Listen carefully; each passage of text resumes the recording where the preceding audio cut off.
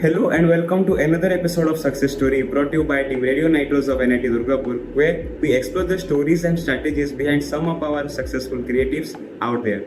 I am your host Animesh, and today we have an exciting episode lined up for you. Today we have Adrija Viswas Didi with us, who is doing her masters in Uppsala University, Sweden. Didi, welcome to our show. Thank you so much for such a warm welcome. Didi, it would be great if you could tell something more about yourself. Okay, so I was a mechanical engineer during my bachelor's from NIT Durgapur. So that's pretty much it. And I think I was also associated with a lot of cultural activities in the in the college. So that's pretty much, I don't really have much to say. Actually, I am really much more excited than you think, because I have also that inclination towards music, and I also sing and play instruments like keyboard. And I have seen your singing video with your mom, which was really peaceful. And my personal favorite is your cover song on Kali Kali Zulfo. I really love Kavali's and Zalwati. Thank you so much. So, yes. Well, Didi, I would eagerly want to know how you manage your placement along with your academics. In NIT, placement basically it happens in the third year, in the third year or in the fourth year. Yes. So you don't really have to manage like that, because whatever is asked in the interviews, if you're appearing for, let's say I was from mechanic, that's why I am appearing for a company, then I think the knowledge which I have got throughout the years, like throughout the 3 years in mechanical engineering will be enough for you.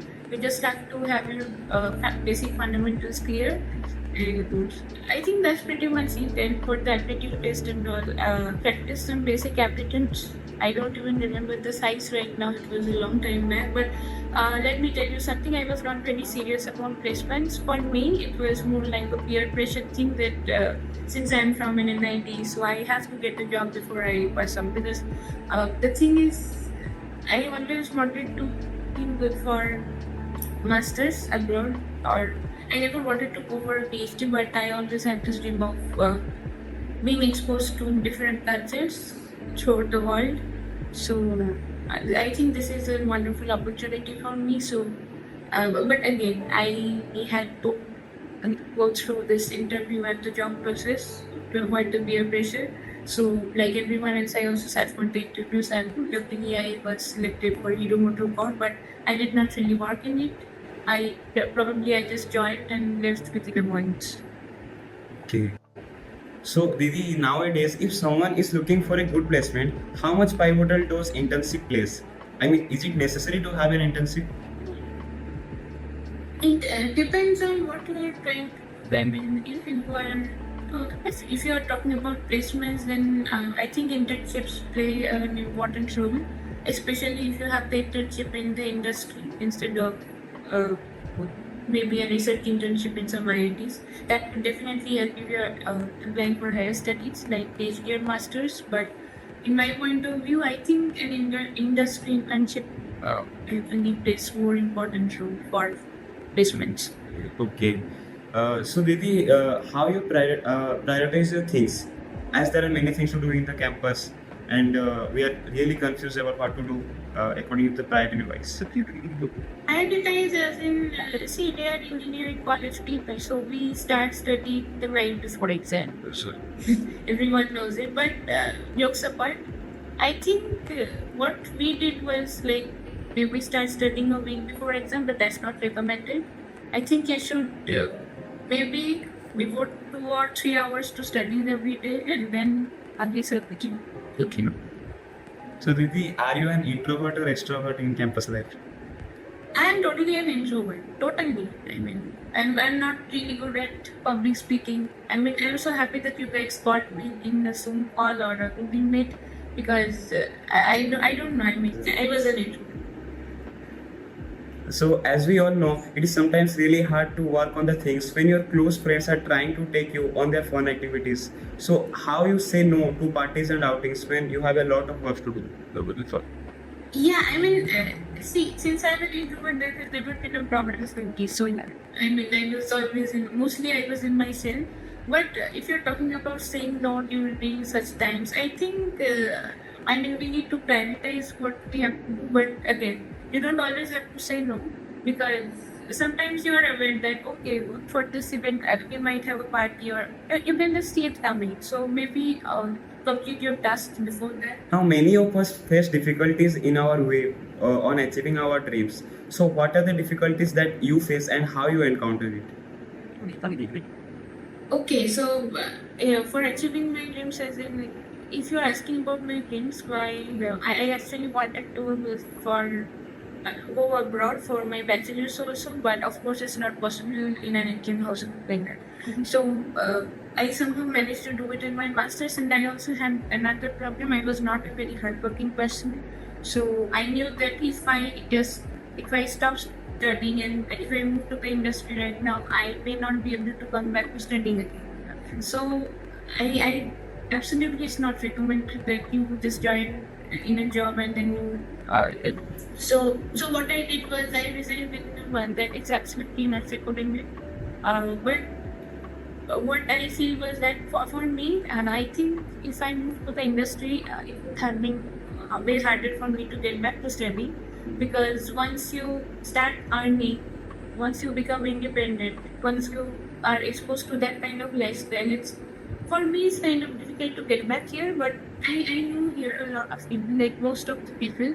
I often feel like I'm the youngest here because most of the people have 2 or 3 years of job experience, and it actually helped them to get a job here, right? So if you're coming from masters, I'm not talking about PhD, but if you're coming from masters in Europe, that job experience also plays an important role. Okay. I had a senior, she was also in theorem, and she was also from mechanical engineering, but she had a 2-year job experience and then she came to Netherlands and I knew it. So I think that is actually more recommended. But what I did was actually I wanted to move even after graduating immediately after graduating, but that did not happen for some reason. So I just took a year gap and then I was. Child. Basically. It would be really interesting to know the roadmap for higher studies in abroad and also to know if there is any scholarship available which can help to study abroad. Scholarships, as in, if you were like to get a scholarship for masters is very difficult in my opinion. Like as far as I know, in the current situation, but I think it depends from university to university. Most of us actually look for researchers for coming here. You admitted you just have to just mail them and just look for some opportunities if you have something like teaching assistantship or research assistantship, and often you might not end up with something on the very first semester. So there is a possibility that you pay the first semester fees and then from the second semester you can get such opportunities. And also like in some universities like KTH Sweden, we have this scholarship program with Indian students, so that was also available. And there is an Erasmus scholarship. I'm not really aware of how it works, but you can also check it out.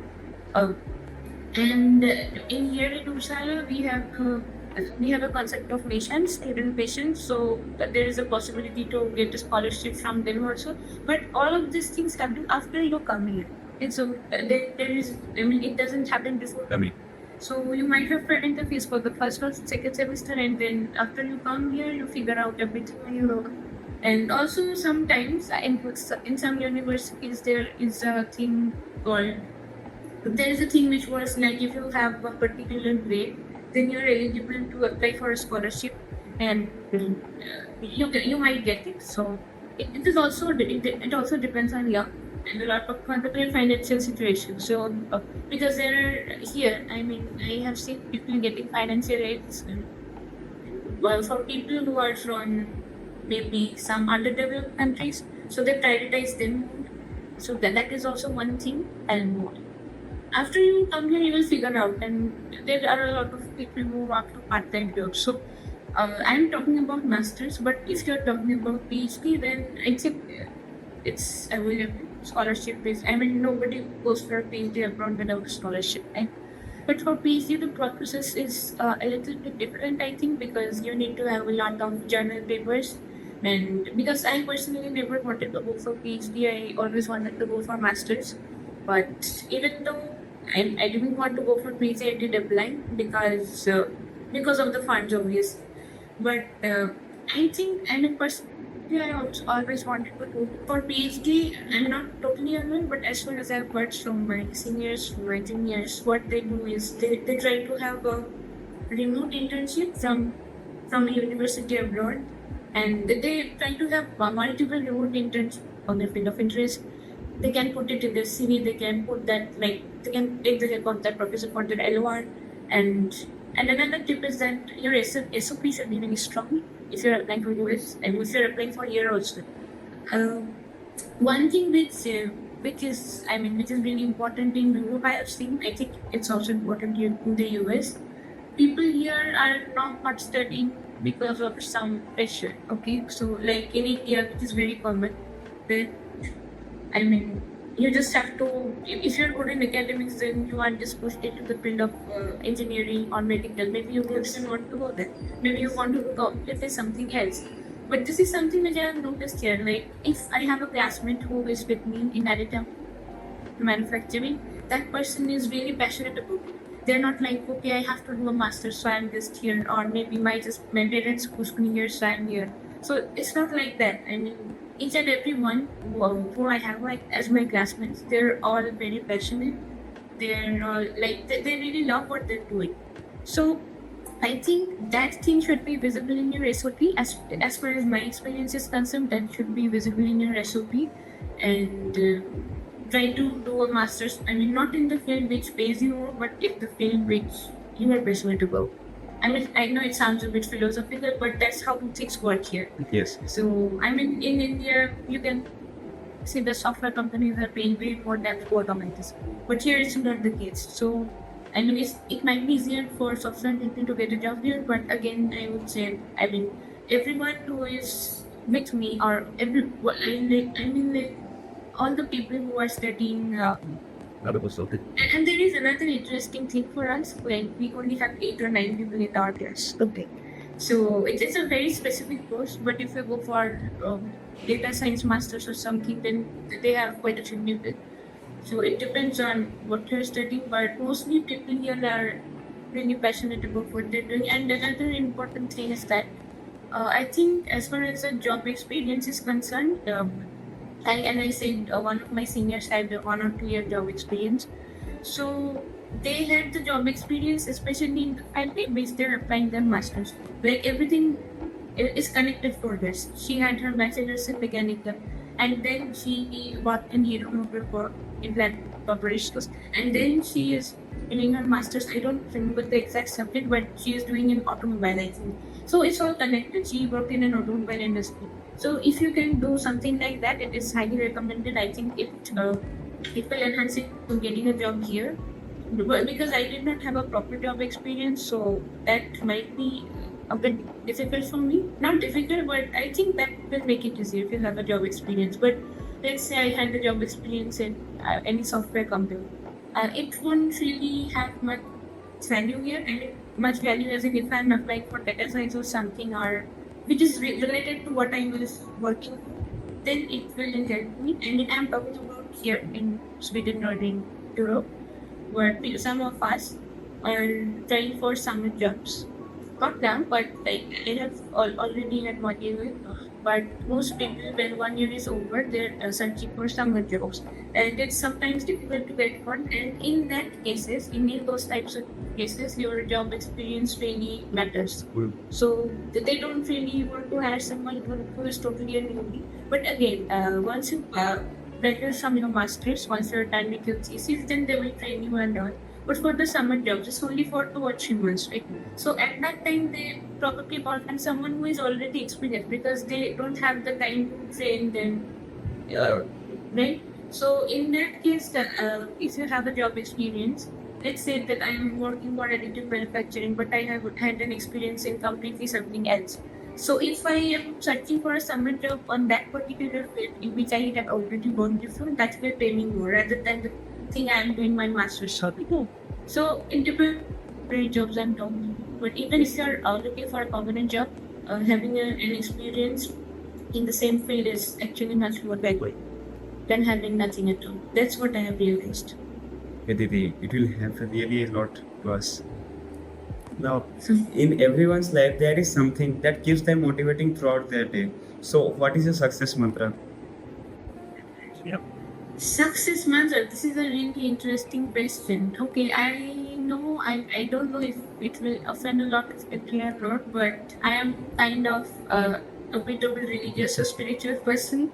So I try to live by Bhagavad Gita. Okay. So I know it sounds a bit, but the thing is, like the main thing with this thought there is like do not have expectation, just keep on doing your work. Yes. So it's not really easy every time, but whenever maybe I have worked really hard for something, it did not work out the way I want. It it should not be always academic. It can be anything. So at that moment we should not be disheartened. I feel because we should always give our best in everything we are doing and just don't expect anything in return. And then comes the thing of detachment that okay, we have to just keep working without any attachment. So that's what I try to practice. Like I try to meditate a lot, and that's not my success mantra, I would say. But if you have a mentality like that, then I don't think anything will affect you in the long term. Like nothing will be able to affect you. You will always bounce back, even if you need the wrong word to say your car. Yeah, it's true. Now, coming to our campus, how much you miss NIT Durgapur, and please share some of your memories.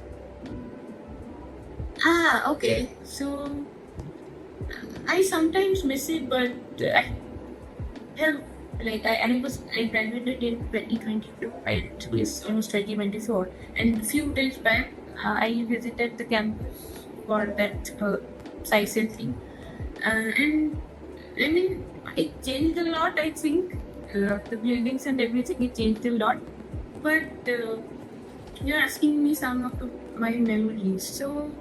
As I said, I was not really an interesting person. I was very introverted. So I don't really have many interesting memories around the campus. It's just as everyone has it. I mean, nothing notable or something, but I mean, yeah.